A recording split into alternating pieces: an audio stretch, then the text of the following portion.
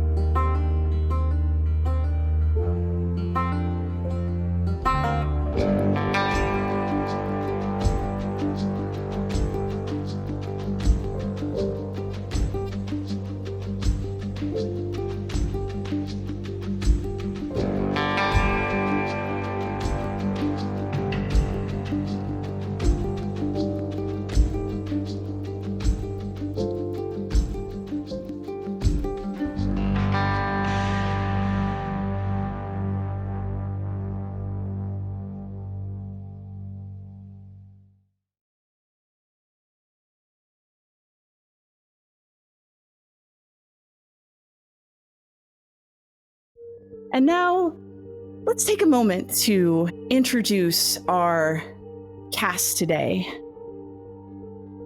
Hi, my name is Candace, also known as Candace the Magnificent.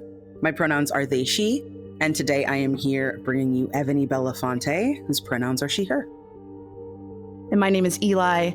I go by any and all pronouns, and today I will be your guide. There's something about ending a journey and beginning another, where at the end of that journey, you know that there is someone waiting for you, someone who expects you.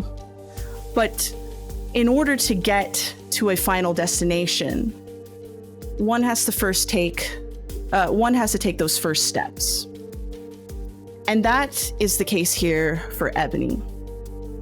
And whatever those final moments Evony had in their time in the living fade away. And it fades into a sense of nothingness. No feeling, no sight, no sound, nothing.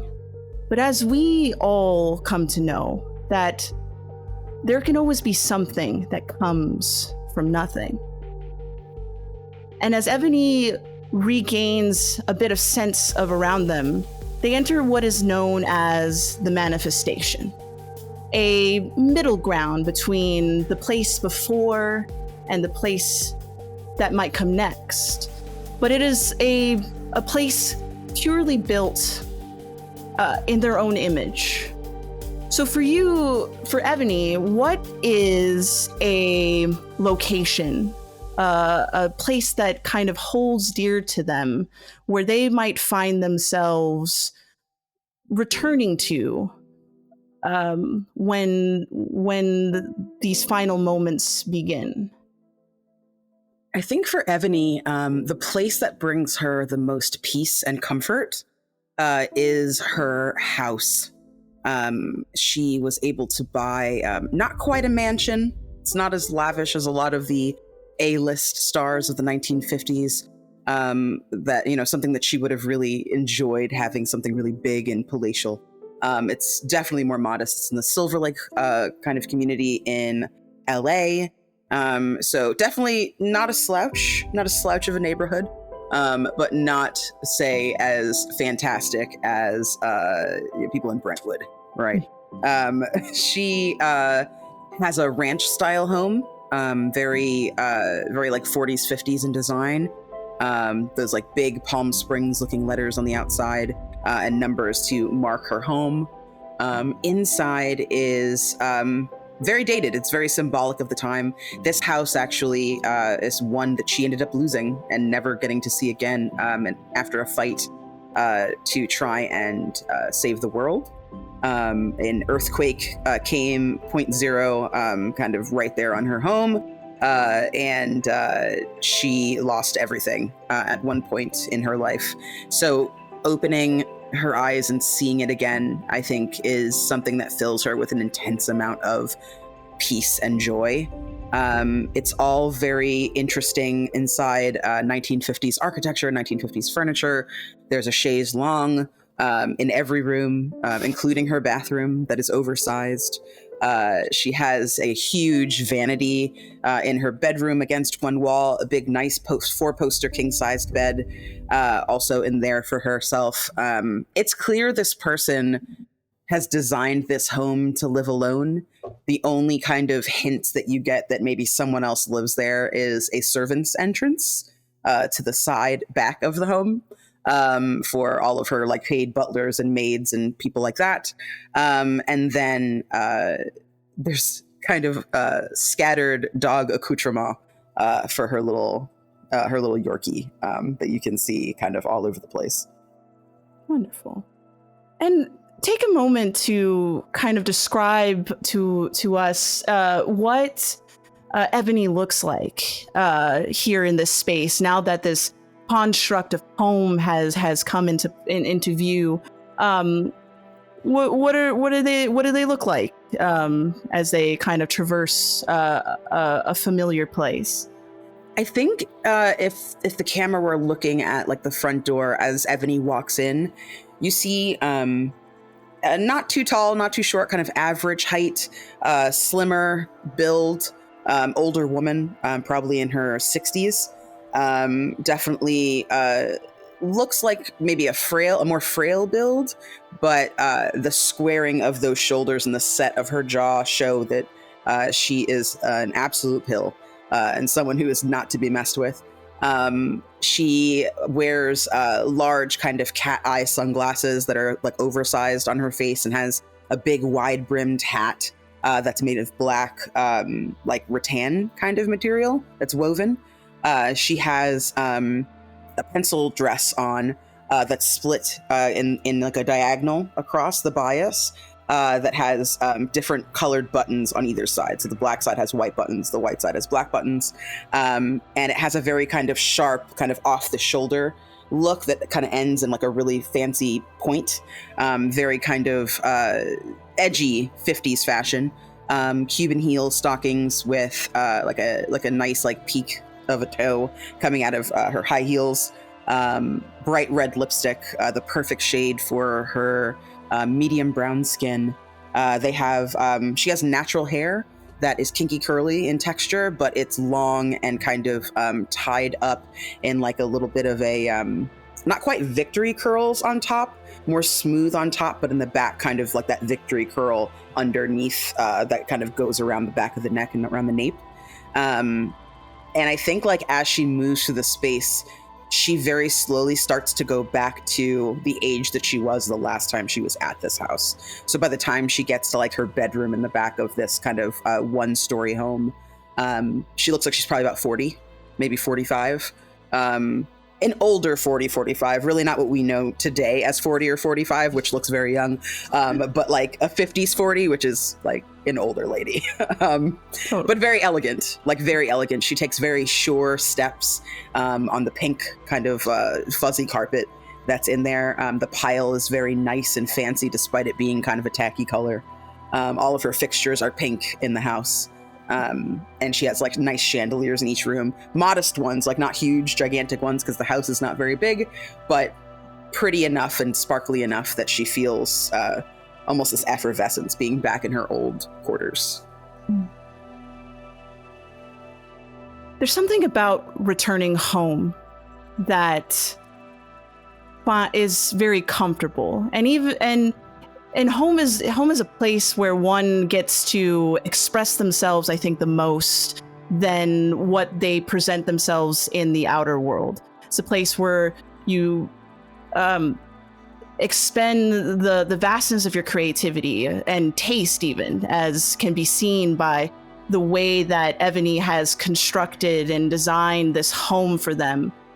Even so that when it was lost, that, you know, it wasn't ever quite rebuilt again in the next place that Evony started again when it was gone. And as Evony kind of continues to walk towards that back of the house, there is no one here, as mentioned. This is a house meant for you, a space only for Evony. But even though one finds themselves alone in this moment, in this space, are you truly, really alone? And as Evony kind of pushes the door open to their bedroom, there's a sensation in that moment that something is with you. Something is occupying the same location with you. And as you push that door all the way open, sitting on your bed is a companion. If you could, for a brief moment, explain to us who you see, that who is here with you on this journey, who will be walking the walk with you, per se, and sitting on that bed with you.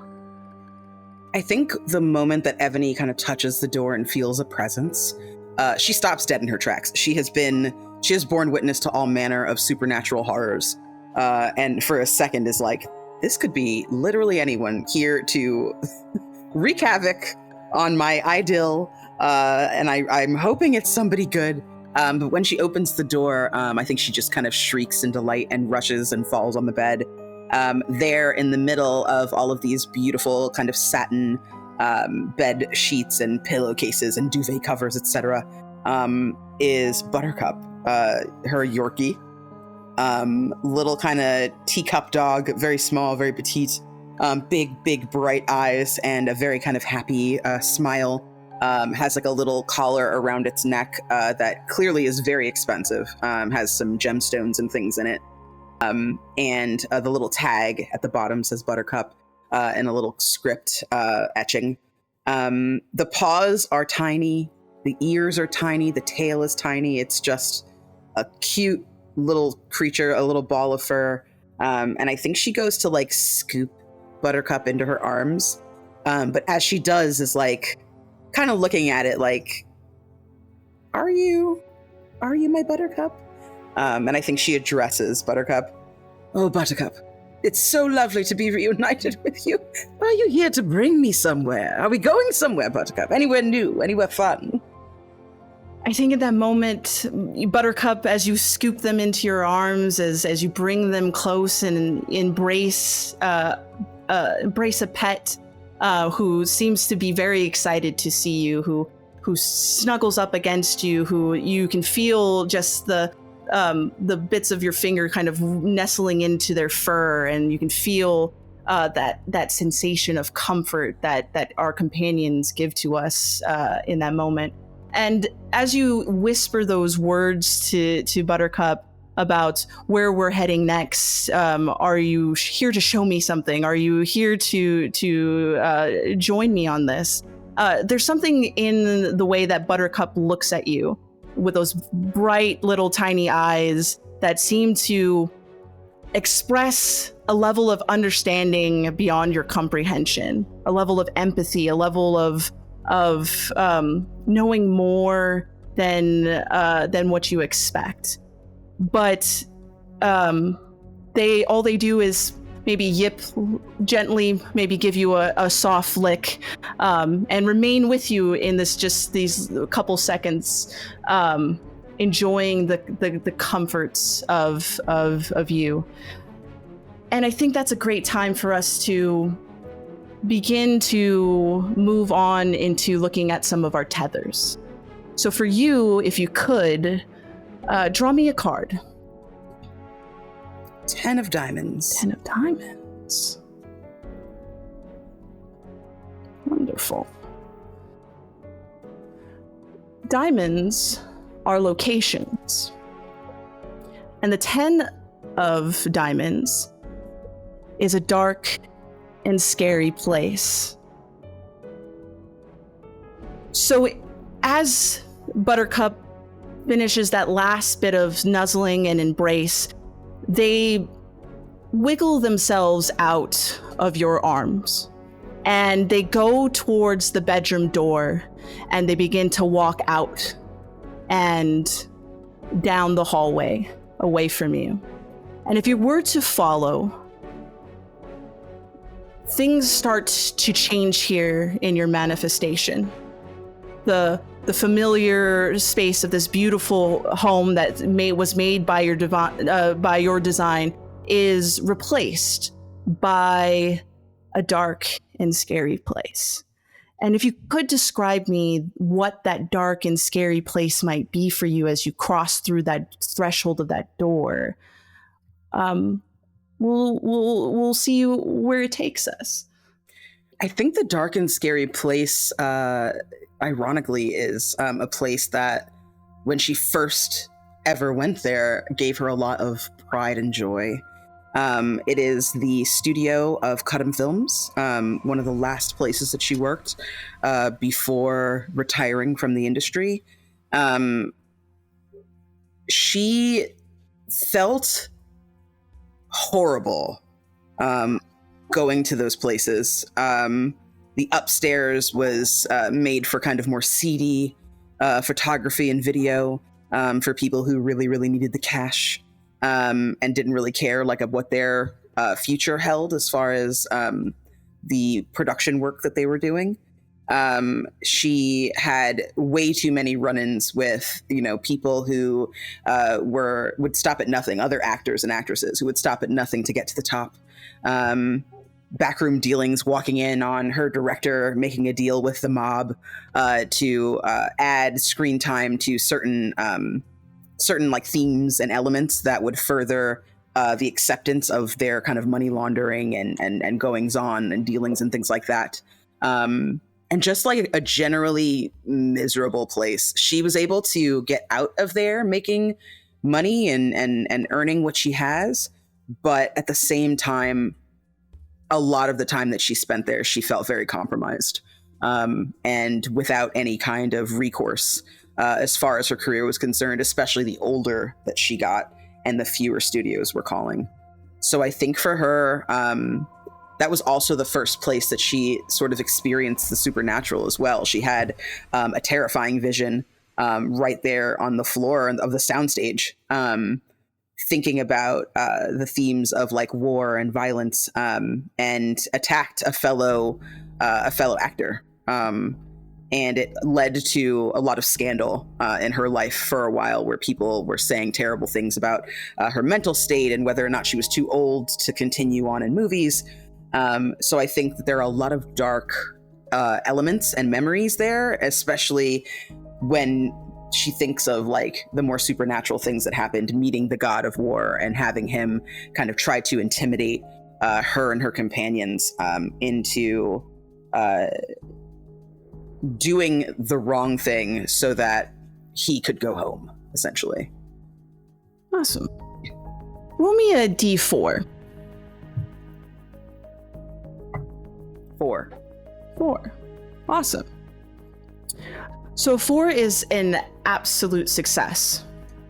You will automatically add a point to your progress, and if you hold any spite, you're able to remove it. But since this is the beginning of our journey, we won't be able. There's no spite to get rid of. Okay. But what does success look like for you when confronting a dark and scary place, especially one that is so riddled with history? How does one make peace, essentially, with a place? How does one let go of it? What does that look like for Evony? I think for Evony, it looks like her kind of standing her ground. I think when Buttercup first has her enter this room, that kind of cold hopelessness that she used to feel coming to work starts to kind of enter her for the first time in a very long time. And she's shocked at how familiar the sensation is, and while unwelcome, how quickly it kind of takes root inside of her. Like it's like seeing an old friend that you really don't want to talk to, but they're like walking up to you and you kind of can't get away. It's that kind of feeling where you know that you're going to have to face this. Like there's no way out. And I think as she explores and goes to the places where, the first time someone ever, told her that she needed to diet if she really wanted to be a star, right? The casting call couch where she slapped someone and ran out. The trailer that wasn't really a trailer. It was kind of like a cubicle somebody set up with plants and, folding screens to give her some semblance of privacy because she threatened to walk off the set. Places where, she cried herself to sleep. I think she visits each of these places inside of this room. It's not easy. It takes some time for her to go from spot to spot. And I think as she sits down and tries to relive those memories, she does so with the knowledge that all of that was temporary. She was able to get herself out. She was able to get other people out and get them better deals and help people move on into bigger and better careers. She was able to affect change at the studio so that they treated their actors a little bit better after she left.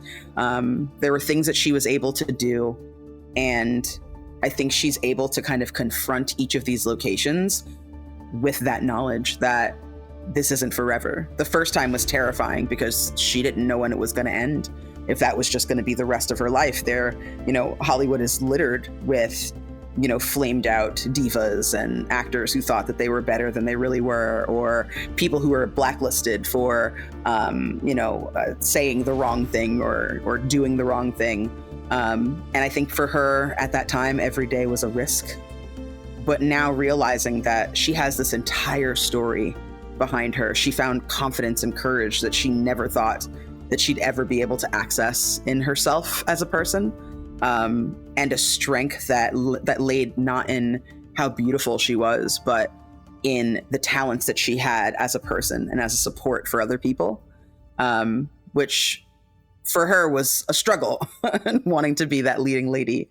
I think she's finally able to get to the very last area of this room and just literally say goodbye. Show business is a ruthless thing, and it takes a certain kind of person to be able to find strength in it. And it also takes a lot of experience, and there's always going to be those ups and those downs, those thrills, those chills, and everything in between. And enduring such a life or such a business, if you're not able to progress along with it, surely you'll find yourself drowning. But that's not the case for Evony. And as you visit those key places, as you kind of filter through these moments where one had to find a backbone, one had to find a voice, one had to take a risk. You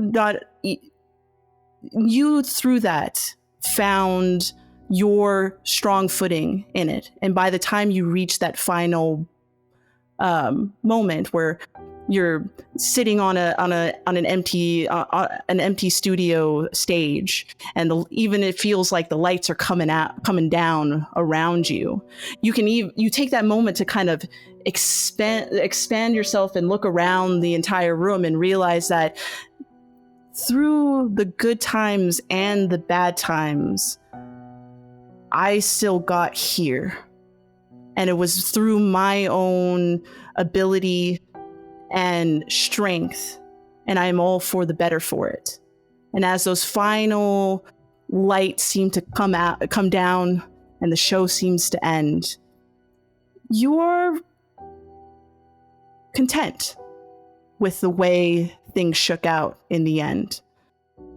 And as that final light kind of dims itself down, and as the lights come back on in the living room of your home, there's a sensation of lightness that comes to you, that even walking through a scary place, you can find the light at the end of it. And it's not as scary as you thought it was going to be. And now, sitting in one of those chairs that you have so beautifully selected for your living room space, so does Buttercup sit in that chair, looking at you with a level of understanding beyond your comprehension, a level of openness and empathy that maybe even a companion gives more, essentially. And they sit there waiting for you. And with that, let's pick our next card. 7 of clubs. 7 of clubs.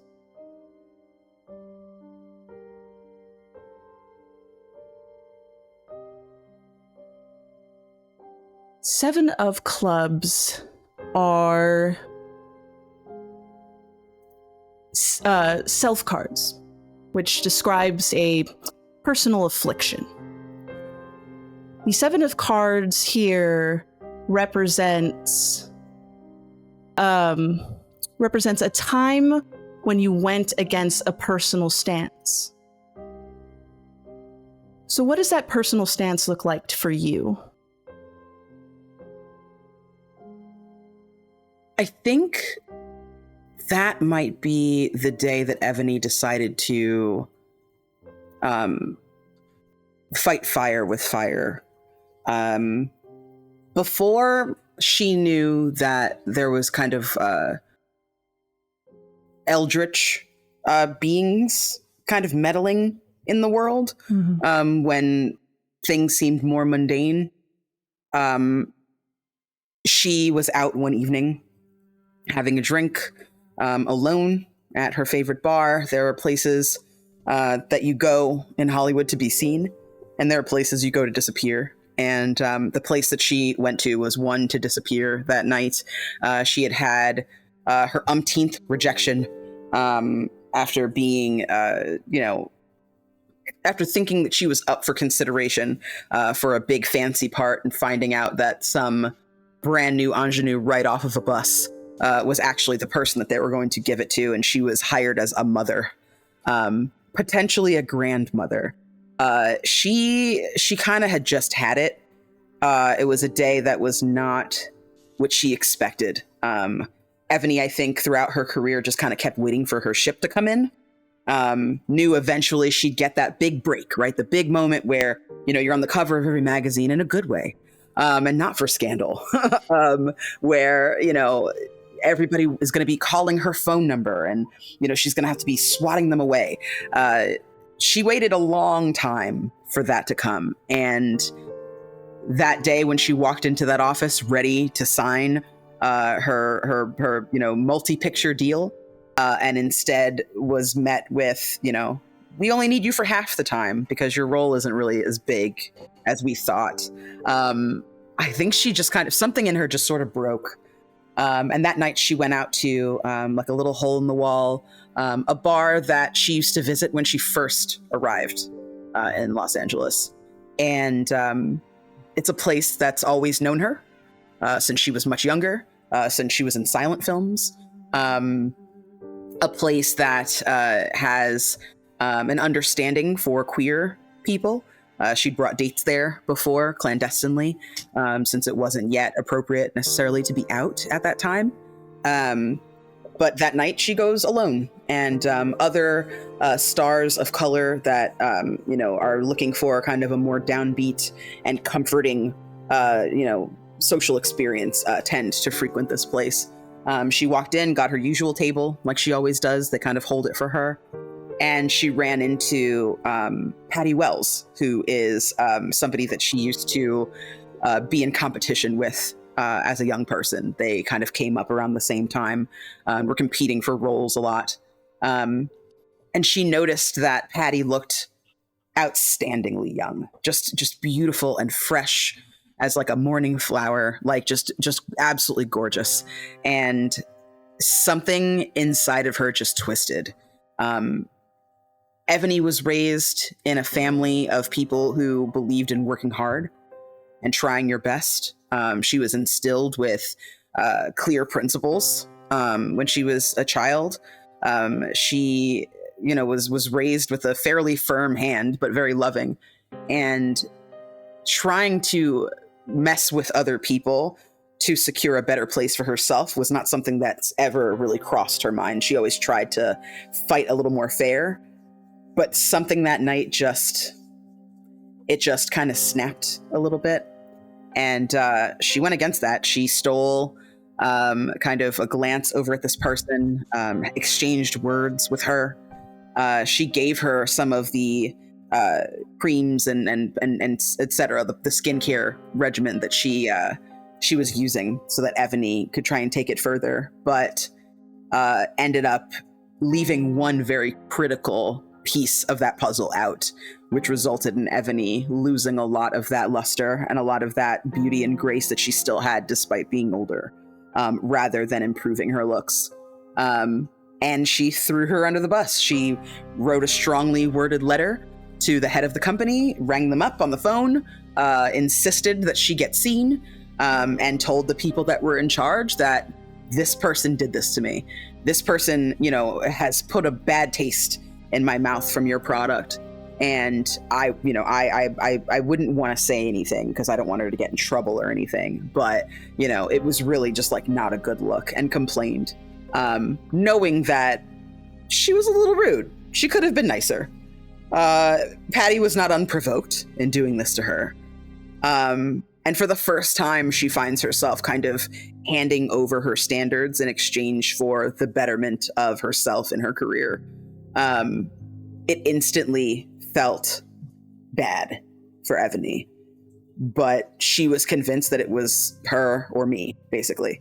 And that kind of set off a chain of events that put her in an even worse situation than she originally went in with.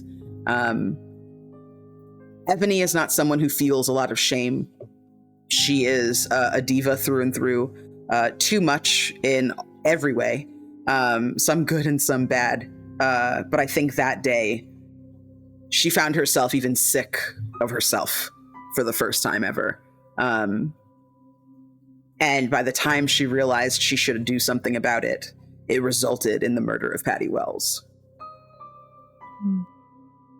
Roll me that D4. 2. 2. So 2 is a partial failure. Your actions fail, but nothing gets worse. So let's start with what this failure looks like to you. And then you'll roll an additional D4 to see if spite grows within you from this failure. But how does Evony feel about it? And what about breaking that moral standard, doing something that is out of character, and resulting in not only the death of somebody else, but the death of that sense of morality that Evony held for themselves in their career. What does that look like to them? I think at that point in Evony's life, innocence was kind of long gone. I feel like that's one of the first things that she had to kind of tuck away into a box in this very kind of fast-paced and morally ambiguous industry that she found herself in, that she was dying to break into. There was a lot that she kind of had to part with about herself, smaller things that kind of chipped away at who she used to be and the girl she left behind on the East Coast. But I think that that day, she found herself like at a low point.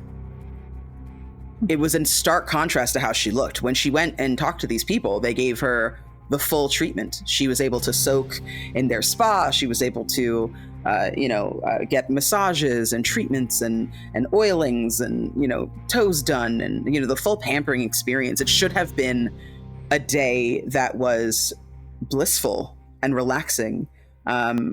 She was told that these people had been trying to get her into their club, their exclusive club, for years, that they'd had their eye on her, right? For the first time ever in the last decade of her career, she's hearing that someone wanted her, right? All of these wonderful things being done and being said to her, just kind of failing to soak any of it up, knowing in the back of her mind that there might be another shoe that's going to drop. And I think she kind of flashes back to the day when she went to the crime scene to investigate. Pattywell's body wasn't there, but the blood was everywhere. And as she kind of tried to keep from touching everything, she still felt like the blood was on her hands. There felt like there was a ghost in that home with her. She could hear the sound of like a heart beating, no matter how much she tried to ignore it. Even putting her hands over her ears, she could still kind of hear it ringing around her. And I think like the last shreds of that girl from the East Coast, right? That person from New Jersey that was bright-eyed and bushy-tailed, that did, community theater and school plays. That little piece of herself that she still kind of keeps tucked away in that box just kept screaming to get out. Just disgusted with what she'd done. And knowing that the horror in front of her was a direct result of her actions, because she couldn't just be enough for herself. And I think that's the first time that she really feels shame. Roll me another D4.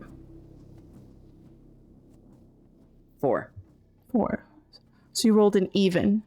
So no progress will be made. But spite grows in you. And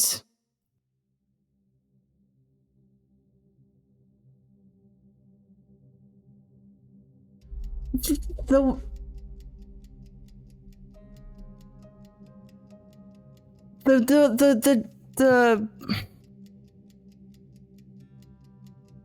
desire is something that many of us seek. And for those who choose the glamorous life of show business, desire is not only is a lot like a currency in a way, and we find that it's a currency that is not sustainable, and that over time you get less of it as you go. And sometimes, even no matter how hard you work towards it, you are still losing in a way. And it makes us do things we never imagined we would. And it leaves just terrible stains, not only on our hands, but on our souls. and it changes who we are. And sometimes we wish that we could take things back when we understand what the ended result is. But sometimes the hardest reality of it all is that you can't take anything back. And if there was a way to try to make peace with it, maybe you can't, because the shame, it outweighs it all, and it leaves such a terrible burden that just doesn't seem to be lifted. And once there was kind of a bit of levity, turns into a weight that kind of is felt in the pit of your stomach. Maybe there is a picture of Patty and you on a mantle somewhere, or on a table beside you in your heyday when life was better and everything was glamorous and beautiful. And as much as it would have been a beautiful reminder of a easier time, leaves nothing more than anger, frustration, more shame. But it just, in the back of your mind, you just remember all of the things that you chose to do. And because of that, someone that maybe you admired, maybe even considered a friend in this business, had their light cut short. And maybe they had a little bit more to offer the world, but they can't, and you're responsible for it. But Buttercup is there with you, maybe redrawing your attention away from that photograph, looking at you again with eyes beyond understanding, a level of openness and empathy that maybe even Buttercup in a previous time didn't possess, but is sharing there with you in that space. And with that, we'll look to drop our final card. Two of diamonds. Two of diamonds.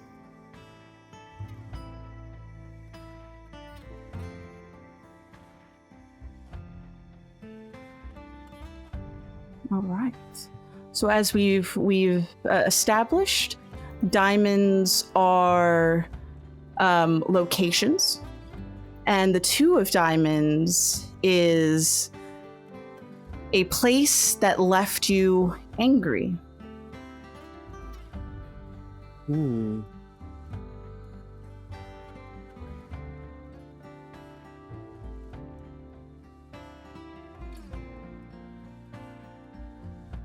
I think a place that left Evony angry was her childhood bedroom. I think as she kind of sits with Buttercup and thinks about that place, she starts to kind of remember where she's from. There's a small town near Asbury Park, Neptune, New Jersey. An otherworldly name for an otherworldly person is how she used to kind of think of it when she was younger. She made her own vanity in her room from tinfoil that she had kind of co-opted from the kitchen, and like light bulbs and various little things that she tinkered with to get them to look just so.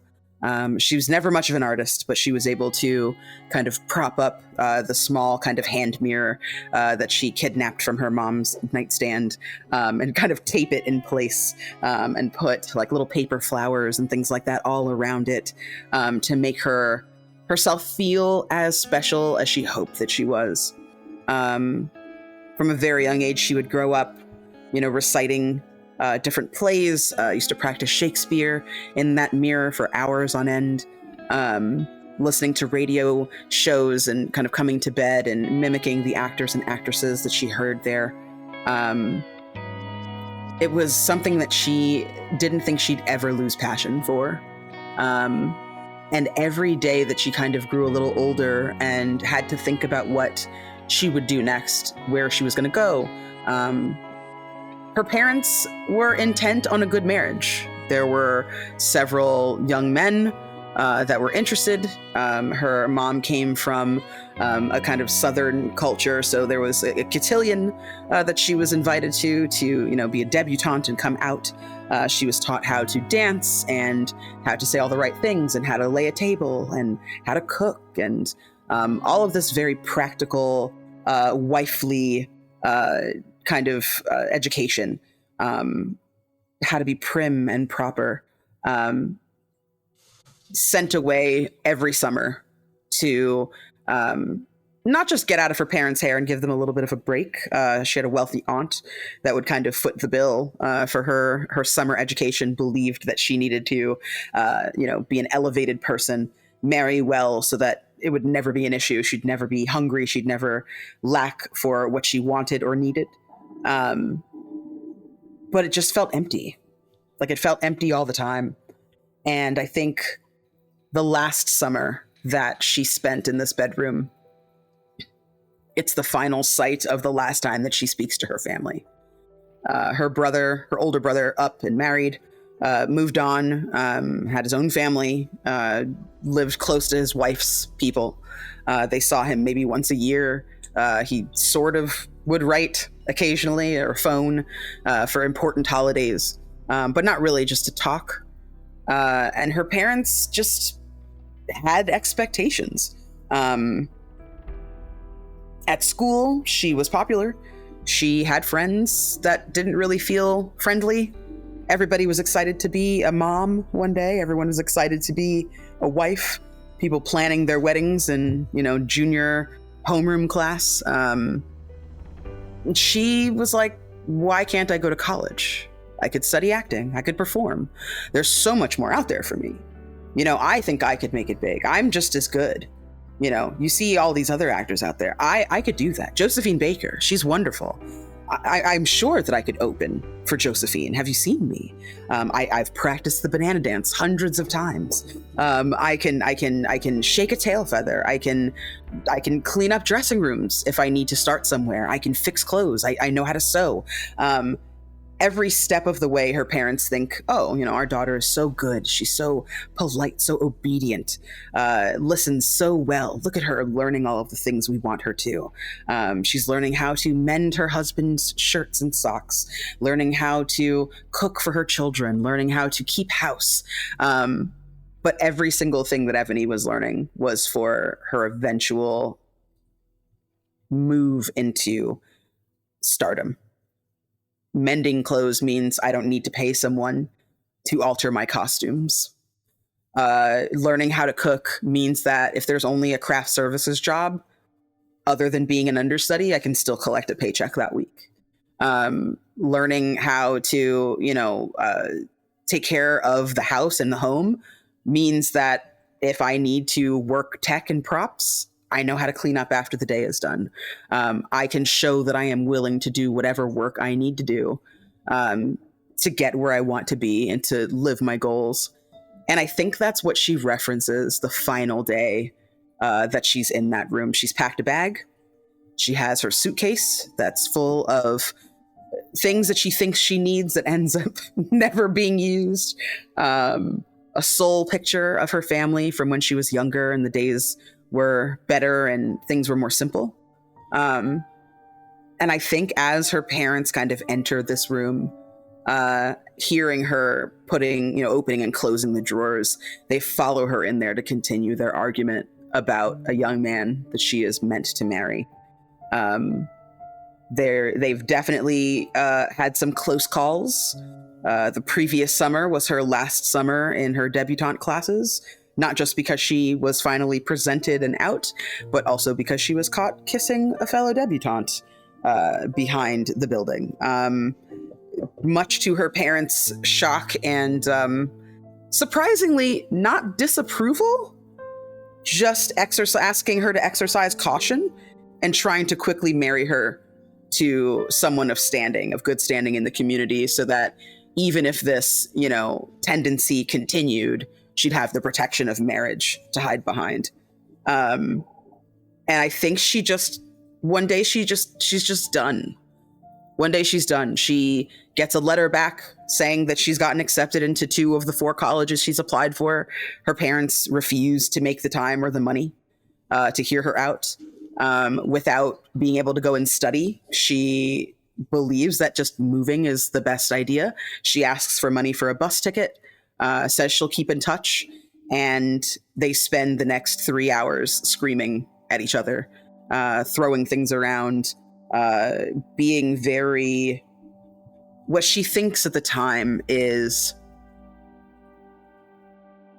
being ashamed of her choices and refusing to understand where her passions are versus what they want for her. But she now, looking back on this, recognizes scared parents who know that their kid is going into a situation that she might not be able to get out of. Something that feels impossible, that is relatively impossible at that time. Not knowing what the next day is going to hold for her, not knowing if she'll always have enough to eat, if she'll have a place to sleep. It is the city of dreams, but not every dream comes true. And they know enough about this world to know that it is rare for someone to find any kind of luck. Whereas they are offering her peace and comfort and certainty for the rest of her days. And all she can do is fight. All she can do is fight tooth and nail, claw her way out of her parents' home, out of that bedroom, leave everything behind. But as you look at this bedroom, there's like a small pink rug at the foot of the bed. There's pink cotton sheets and a cotton duvet cover. There's her homemade vanity. There's a stuffed animal of a dog on the bed. It's basically what she has as an adult, but a child version in this room. And it is laced with touches of, her mom chose the curtains and her father installed bars to make sure that no young men could sneak in the middle of the night. And like there's little touches of herself in here, but there's a lot of, peeling wallpaper shows where, her brother used to kind of reside in this room for a little while. They've kind of covered it up to make her own space. It doesn't feel like her. And all of the attempts that she's made to make it feel like her are all temporary. The flowers have started to fall away and crumple and crinkle. The aluminum foil has long since been torn from around the light bulbs that are all kind of dim now and don't shine or flicker quite the same. It's tarnished. And this fight and this battle to keep her in line and compliant is one that kind of just is the final nail in that coffin. Roll me a d4.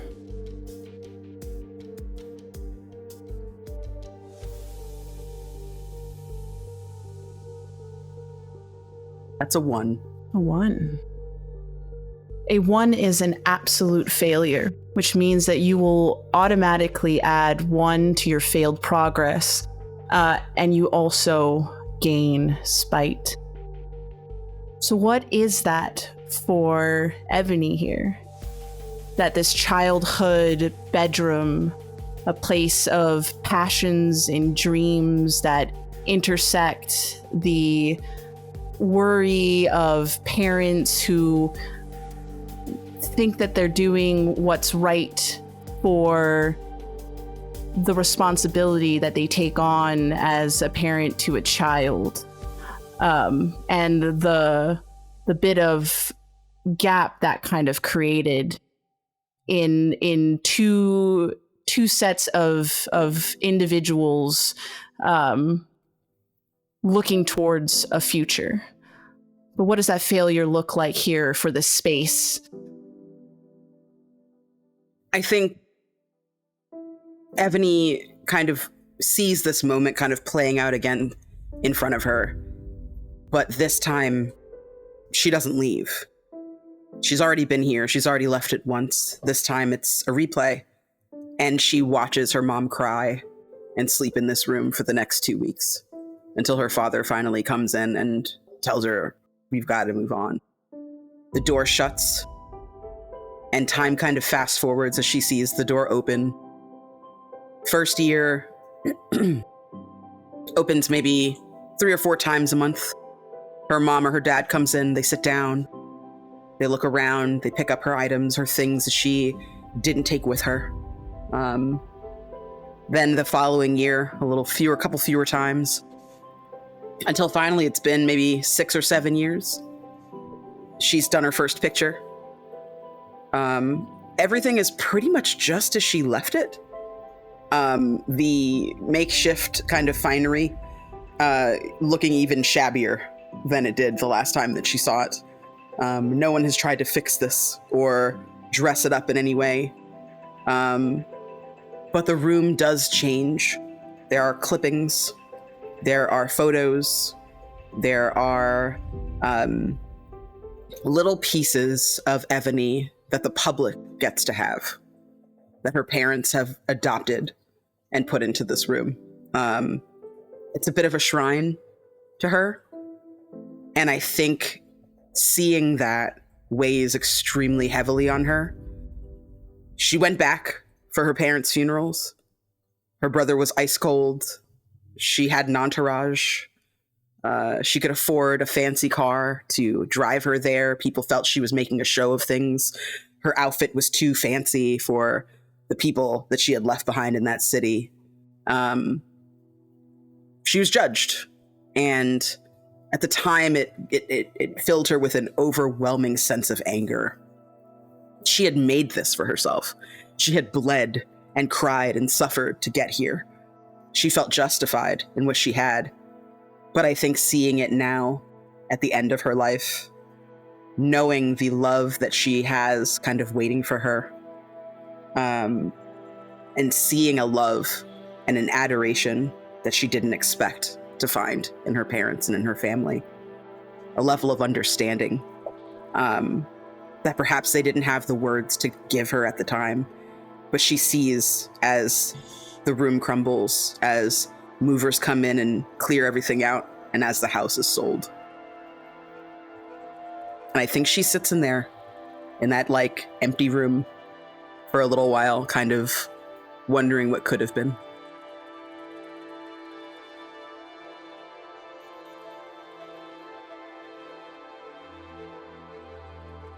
When we hit that point in our lives where we have to go out on our own and to make something of ourselves, we hope that it is always supported by our families and our loved ones. And there's always a bittersweetness when that is not always the case, when 2 different ideologies butt heads against each other and create such a rift that leaves so many gaps in between. And sometimes we're not always lucky to find ways to refill those gaps until it's too late, until we return home to an empty house where everything that is left behind is the little bits that we try to hold on to. Whether it be newspaper clippings of watching someone succeed at a distance, or the removal of the familiarities of childhood, such as a bed and a desk and a dresser and pink wallpaper that pearls at the corners because it wasn't just quite put on just right. Or a pink fluffy rug that is just no longer there, and it's just an empty room of what ifs and the perception that others bring to it when they don't fully understand, and empty walls become just echoes of a cacophony of so many different emotions. And maybe one gets the thought of, could I have gone back to that day where I packed up all of my things in that bag, where the argument, we could have stopped the argument that being had before a door was opened and was slammed shut, never to really be reopened again in the same way. And all of these noises and all of these feelings just feel so loud in such an empty space. And it's hard to not allow it to break your heart in a way. That these things could have been different had we put aside some of these things that built that rift. That mending could have been a part of the journey just as much as clawing for success could have been. So much as waiting for a child to come home instead of reaching out to that child and saying the things we could have said that would have made the world of difference. And now we don't have those opportunities. And the dice have been rolled, and the scene has ended, and all we're left with what could have been. And that's the additional heaviness that feels, while the first heaviness came from the stomach where guilt and shame was felt, this heaviness is felt in the heart where love sits and resides, where love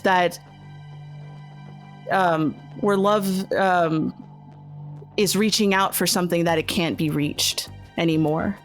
And it just brings such grief to the situation, to the gravity of it all, when looking back at everything that has happened and has yet to happen. And your childhood space eventually fades back into your home, and sitting right at your feet is again Buttercup, who looks at you with eyes of understanding, who seems to feel a level of empathy and openness that maybe Buttercup from a past could not potentially reach. And now we've gotten to a point where we have drawn our 3 cards. We've looked at 3 tethers of Evony's life. And we're moving on to a new place, which is known as the Crossing. And Buttercup, who's sitting at your feet, starts making their way to the door. Maybe scratches it lightly to give you that familiar warning of, I need to be let outside, or where we're going is no longer here and we have somewhere else to be. And if you are to follow to Evony, when the door opens and we move to a new space and we enter this crossing, I have to ask you, where the crossing is usually depicted as a location where coming and going happens, such as bus stations, train stations, things like that, crossroads, forks in the roads, even portals, even like doors or entryways and things like that. If Evony was going somewhere where they were diverting on a road, essentially, what would that place look like? I think the place looks like a bus depot. It is not the fanciest. I think it's the same place that she found herself stepping off of the Greyhound bus the very first time that she landed in California. There was absolutely not enough money in her pocket to fly, so she took the several days journey on this bus. She also did not have enough money for a train or something a little bit more posh. The bus was a bit uncomfortable, but she was absolutely cushioned by the promise that she felt awaited her. The outside of this bus depot is dusty. It looks underwatered. The plants are largely dead or hanging on by a thread in the heat from the LA sun. It feels like a transient place. There are people sleeping on benches, either because that is their temporary home or because they are waiting for their next opportunity to either find it, show itself, or an opportunity to leave and maybe go back home where they came from. And I think the first time she ever stepped foot in this place, she couldn't see all of those little bits and pieces. She was afraid by being in a new place. I think she was nervous seeing people who were unhoused, wondering for a moment, split second, what if that's me? But I think her excitement just kind of carried her right over any of those worries or concerns. Now here, again, there's a certain amount of hopelessness that I think she sees now that she didn't before. And also an amount of thankfulness that that's not how her story ended, that she was able to find a soft landing. Her life was not easy. It wasn't easy before she met demonic and eldritch creatures. It certainly was not after. But I think for the first time, she is able to really find the depth in appreciating a life well lived, and the strength that she didn't really know she had, that she was able to find. And I think looking around that place, rather than being scared, she feels really calm and kind of accepts it for what it is, a place people come when they are hoping that the next thing they do is going to be a little bit better than the last. Excellent. Well, there's two ways we can go about handling this point in our story, in our journey. We can either reflect upon the results that we have gotten from our card pools, our tether pools, or you can leave it a bit up to chance by taking those results and building dice pools and seeing which succeeds over the other, and how that reflects in this moment where Evony has to make a decision on moving on and letting go from this glamorous life that they have built for themselves, or to remain here and taking a new journey, remaining in this particular space. So how do you think we want to look at this crossing through, contested or by reflection?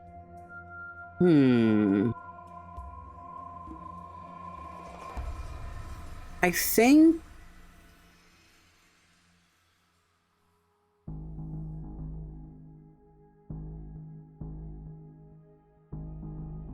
reflection.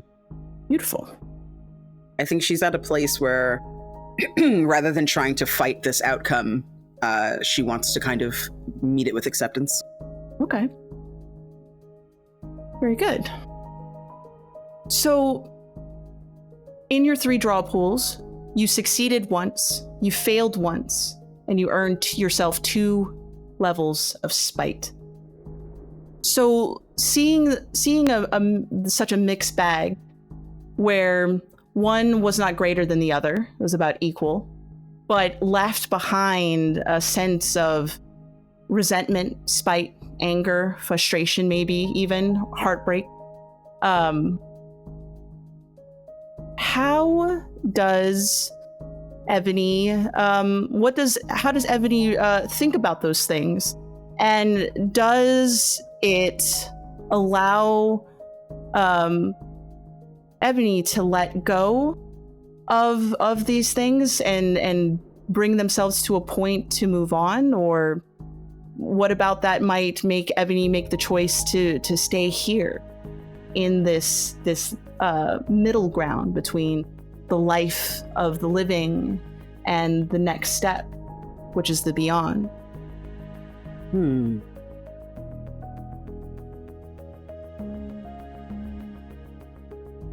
Evony has always been a very solitary person. Most of her journeys were taken on her own. Even the friendship or the frenemy-ship that she had with Patty Wells, it wasn't something that she could take comfort in. It was more something that was just a constant, something that was a part of her struggle, right? To find success. I think after the events that kind of led her to this moment, she found acceptance among a group of people that was so motley and random that she really didn't take it seriously at first. It took weeks of being kind of thrown together in this fight against evil to get her to a place where she could accept them, not just accept them as people, but also accept their care for her. Care always felt suspicious if it wasn't romantic or sexual. Romantic, care and love, and sexual care and love, you more or less know what someone wants from you. With friendship, that could mean anything. And I think for Evony, it was always simpler to just not have to sort through all of that. It almost felt like the next leg in the race that she'd been running since the day she left home. And I think when she met those people, there was someone who she saw herself in. And it started to kind of change how she understood herself, to see someone else kind of coming up behind her, walking a little bit in her shoes, and struggling to adapt and change who they were enough to fit into the box required of you in that town, in LA. And I think as they kind of sit in this way station trying to decide which way to go, they get a little bit of a vision. Out of the corner of their eye, they see a bus pull up and they see a young Black woman step off of it. The bus is coming in from New Orleans. She's bright-eyed, beautiful, beautiful girl. High cheekbones, gorgeous skin, hair unpressed, just very natural in its natural state. Absolutely beautiful. Very simple clothes. Clearly, this is somebody that left a loving family, but perhaps a more provincial one, rather than one that is glamorous in any kind of way. And I think as she recognizes how Imani looked the first time she met her, that very fresh kind of just got here look that people in this city can spot a mile away, she starts to really kind of think about her last moments with Imani. Her and Imani have kept in touch since. Imani moved to another place, Los Angeles, chewed her up and spat her out.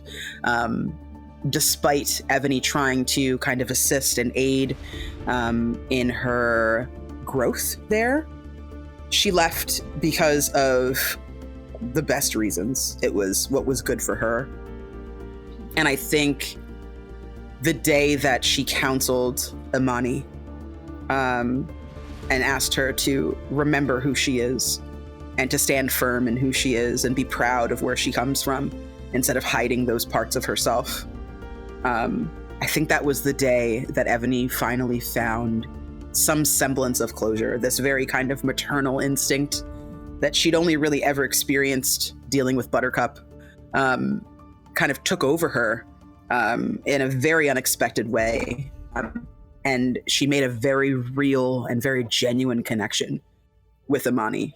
I think seeing her step off that bus and seeing the beginning of her story and knowing how that story ends allows her to kind of take a closer look at the beginning of her own story, how she left things behind, the regret that she has in not being able to say her final goodbyes to her parents. And I think in that moment, she realizes that while she wouldn't necessarily do it all again the exact same way, that because of the change that she was able to affect and because of the relationship that she was able to find in Belle, in Cass, in Robbie, and finally in Imani, that like made it all worthwhile for her. And that to say that she would regret that or to hold spite for that moment in her heart is a slap in the face of the gift that's been given to her, that's led her to having someone who actually cares for her, that's waiting, and that she owes it to not just herself, but to the people who helped carry her to that point to find a way out and beyond.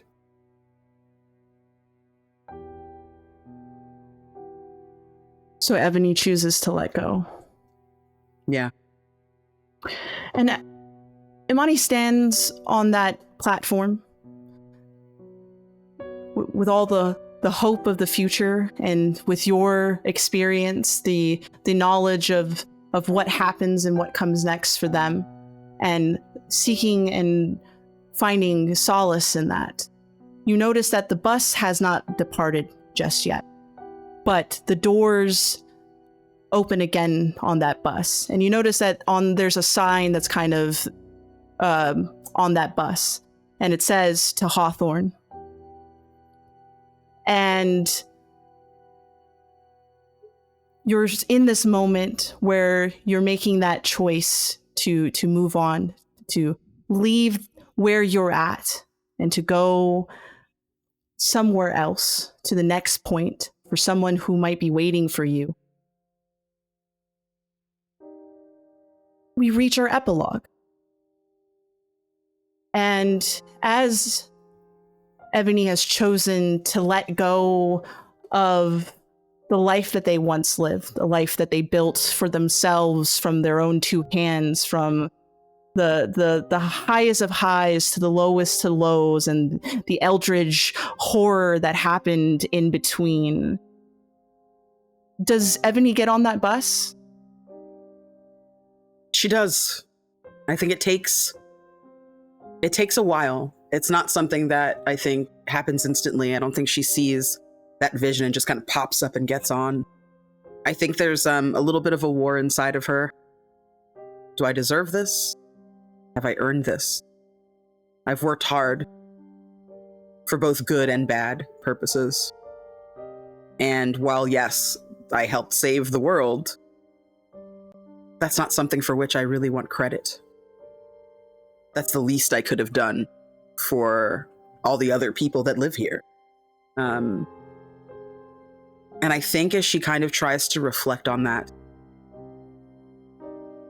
the love and support of the people who know her the best, being able to form a bond of honesty and real talk with Robbie, someone who didn't really know enough to lie, even for nicety's sake, and handed Evony some really, really strong truths that she needed to hear.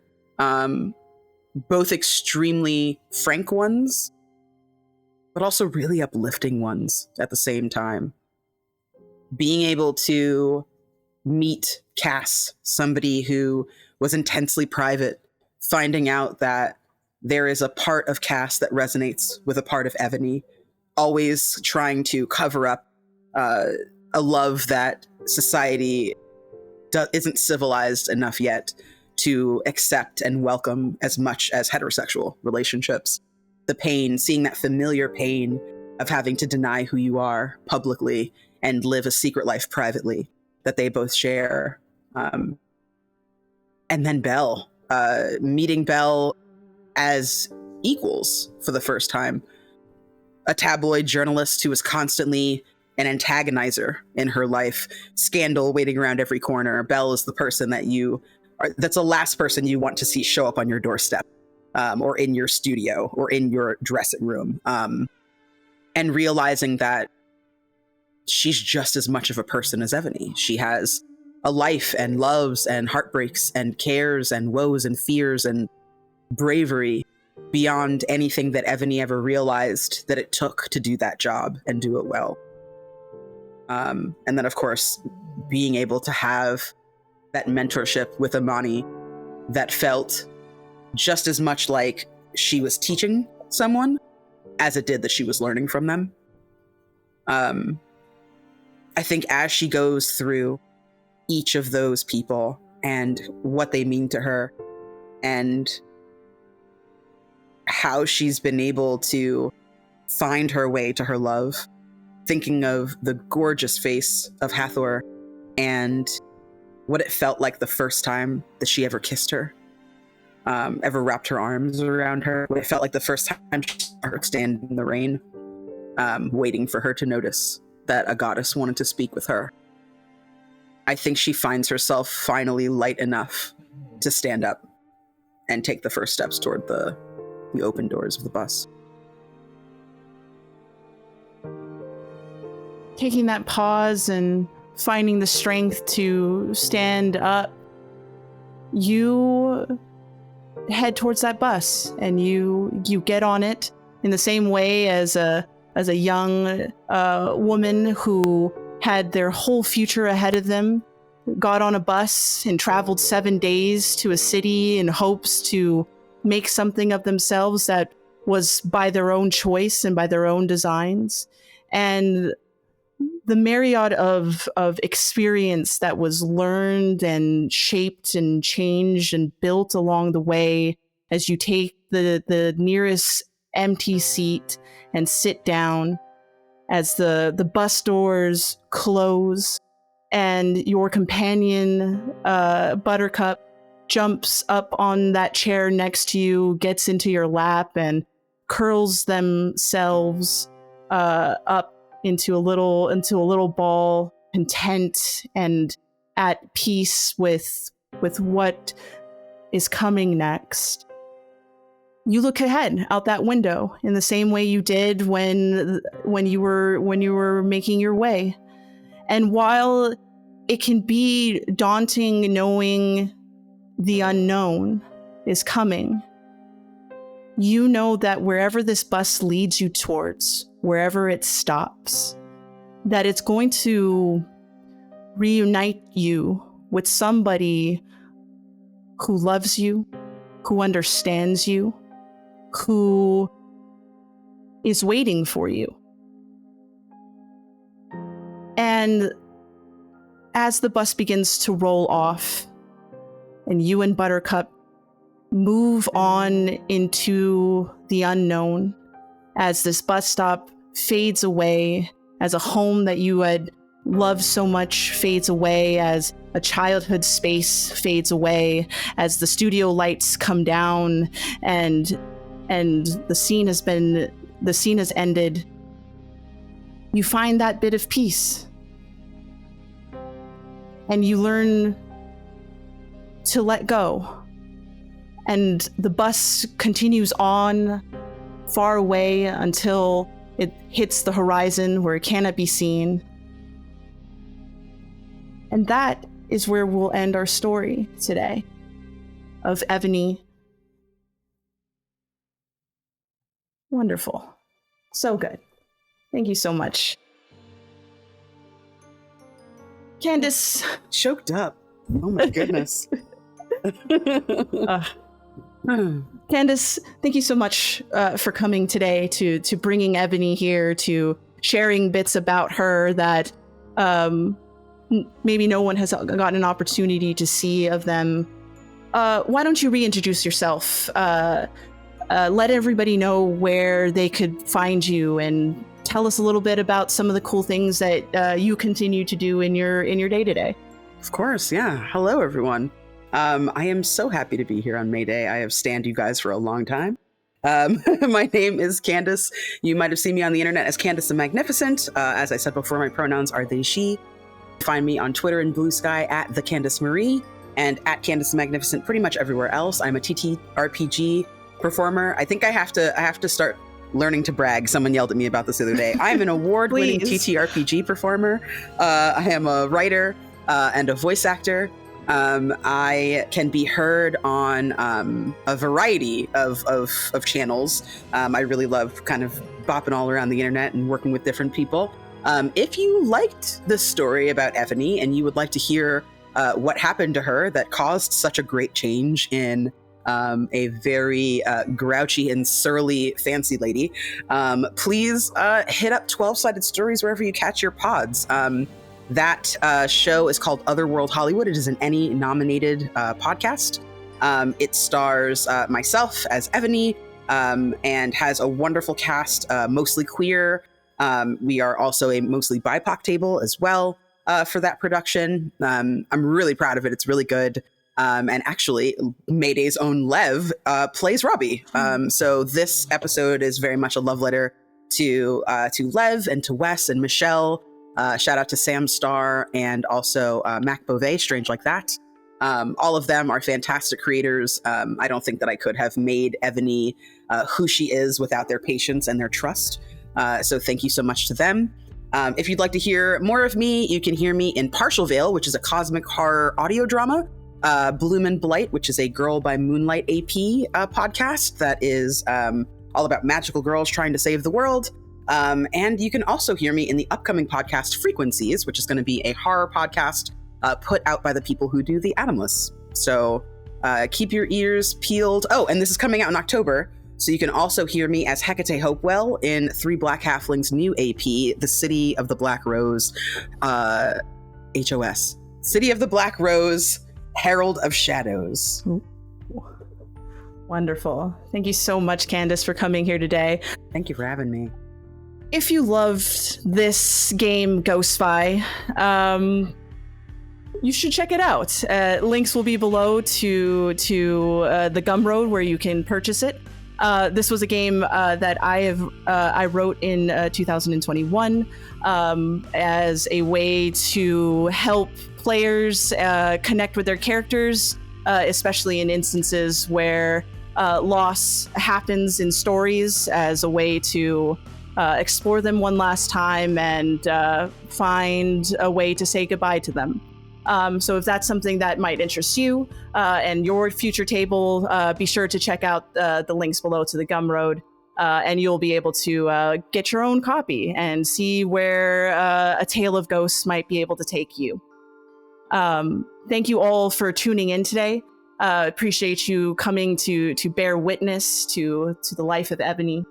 And be sure to come back for more Tales of Ghosts and a new guest and a new cast member who will tell their own story of their own beloved character. Till then, we'll see you next time, and have a good one.